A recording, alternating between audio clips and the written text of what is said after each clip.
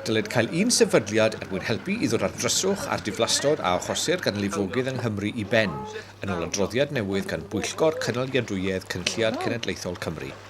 Canfu ei ymchwiliad fod y cyhoedd ac awdurdodau lleol a chenedlaethol yn aml yn ansicr ynghylch pwy sy'n gyfrifol am ymdrin â gwahanol fathau o lifogydd.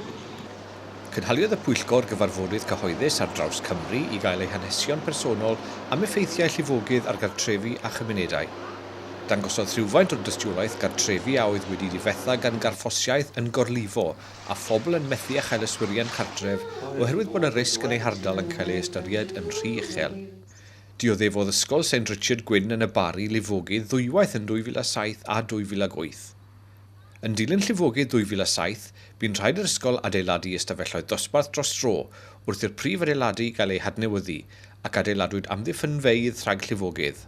Everywhere there was a watermark on the wall. Almost everything had been taken out and gutted. If you went into the hall, there was no floor anywhere. It looked pretty harsh.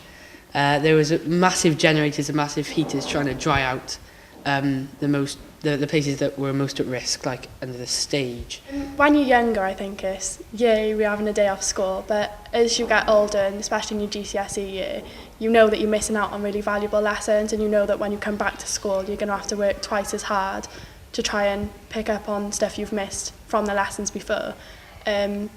Missing one day, you miss 5 hours of lessons that you can't do when you're at home, and it's really hard to try and catch up. And I was just hoping that they would do something so that it would ensure that we would have the full year of education instead of having days off here and there because we can't come into school because of the flood.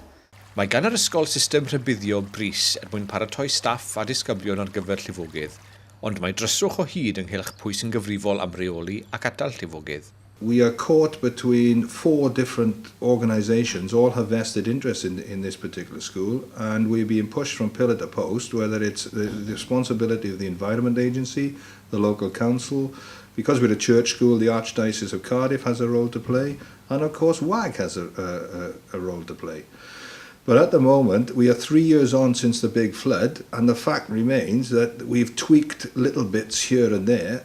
But if it rains heavily over the weekend, like it did in 2007, we will flood again. And nothing has been done to really alleviate the main risk of flooding of this particular site.